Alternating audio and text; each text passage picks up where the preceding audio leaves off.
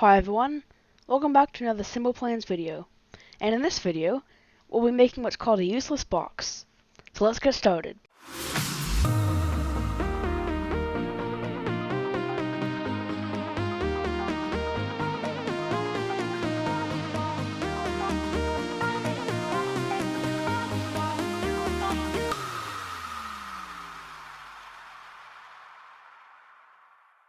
Now, a useless box is, as the name suggests, a useless box.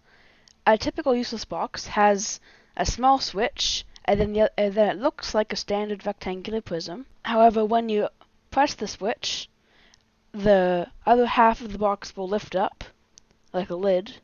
A lever will pop up out of nowhere, and then turn the switch off, and then it'll all hide itself again. And there are variations where you have multiple switches or something. However, we're just going to start off by making a simple useless box with a single switch. If we were making this to scale, it'd have like this tiny little thing, like that's less than a quarter the size of this cockpit. However, I just want to have a useless box, ignoring size, so I'll just start with a large box with a hollow fuselage and then a bottom. To make this even easier to run, I'm going to turn off all the calculate drag and mass scale, and I'll leave mass scale on. However, I'm going to turn off everything else to avoid aircraft collisions, and so there's less calculations SimblePlanes has to run. But I have to put a cockpit somewhere, so I'll just pick the flight computer and just hide it somewhere. I'll put it inside the box. Now for now, let's put it there. Primary, delete the original, I can turn off all this stuff, and I can save it and I'll call it useless box. And then for the floor, I'll actually duplicate this hollow fuselage, change its type to fuselage body, and then I'll set its length to something like 0.25. Here we go. And I'll just turn off this mass scale, because we only need one part to have mass, really. If we have no mass, SimblePlanes will behave really weirdly. However, we don't need too much mass. And then for the upper lid, I'm actually going to choose a slightly thinner one. And then this will be split into two 4x4s. One 4x4 will be the actual opening lid. The other will be where a switch will sit. I'm not going to write any code until I have the box built. So I get the switch. That is way too small. I'll scale it up. And I'm not going to click that forever, so we're just going to go into here and set the size to be 10. However, I'm going to set it to something like 20.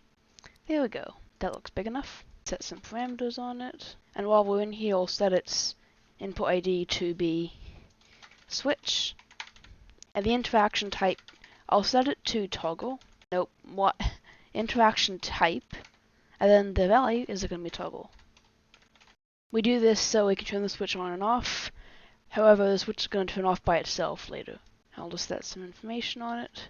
Tooltip will be switch. The flight computer can be nudged out of the way. And there we go. This is how the box will look when we're just at the level.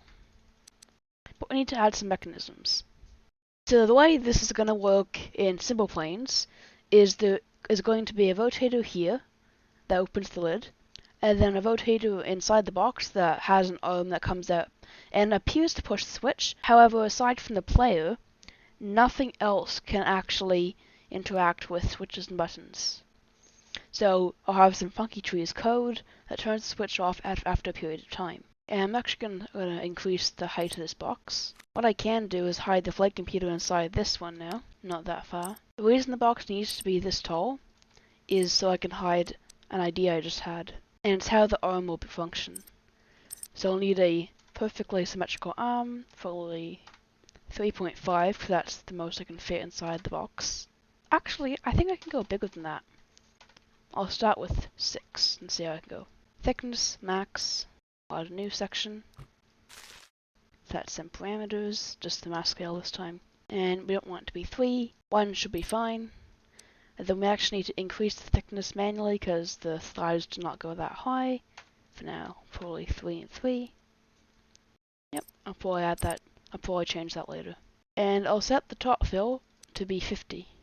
That way we have a perfect half pipe. But it's not a half pipe, it's like a U. So half a circle, half a hollow circle. And then I'll set the coordinates of this to be exactly those of this, but the height needs to be changed a little. I will need to increase the height of the box. And then this is going to be a lever. It's probably a bit too big, but I'll fix that up later. I'll nudge that out and then add the roof. And then I can add a hinge rotator. This will control I can nudge it in place. There we go. This will control this lid here. And I'll manually add its connections again, remove this lid's connection to the rest of it all. And now this point is connected only to the hinge rotator, which we can then change the input of. For now, I'm going to have it be activate 1, but we'll change that later. And then we can add a switch. The coordinates of the switch don't really matter, but I'll just change a few of them. And now let's see how it goes in the level. Nope, already there's problems. Let's fix them. Just the rotator though. We need to invert that input, make it something like 30, and increase the speed a little. And let's try it again. There we go, that's what we wanted. And now it's time to make this arm work. To resize it a little because it doesn't really look like it's going to work the way I wanted it to. I'm going to add a rotator to control this arm. I'll set the rotator's Y and Z coordinates to be the same as the arms. And then I'll make a few XML edits to the rotator. And then I can change the connections so the rotator controls the arm and then the rotator is connected to the box. I'll actually make the input of this to be the variable switch, and then this way I can see how it will function. That's exactly what I wanted it to do. So this will open, then this will come up, and then the switch will turn off, this will go down, and this will shut. I just need to make a few tweaks and then XML edits. Primarily how this works. I'm just going to try first of all moving the switch forward by like a lot, and then I will make the arms coordinates be the same as the switches. Now what happens? And I'm just going to make some more edits to the XML. Then it's just going to be a simple task of tweaking the sizes. So I'm going to have this rotator output a variable. I'm just going to call it arm angle. And then the input of the lid will not be activate 1. Instead, it will be arm angle greater than 0. The arm angle could actually be less than 0, but we'll see.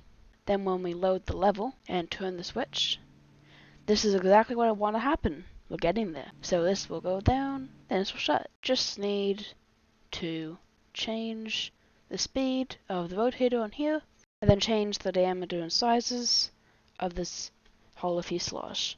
So I'll get back to you when that is all done. And there we go. That's exactly what I wanted to happen. When we turn on the switch, this arm will open, and then as soon as the arm angle is greater than 0, basically whenever it starts moving, this lid will open, and that will open sooner than the arm angle gets out of the box. Currently just passes through the switch, but what I want to happen is a variable that sets the switch to 0 when this arm angle exceeds a certain point, and then everything will shut off again. And then this waits to close before the arm is in, because the arm angle is then greater than 0, and this stays open.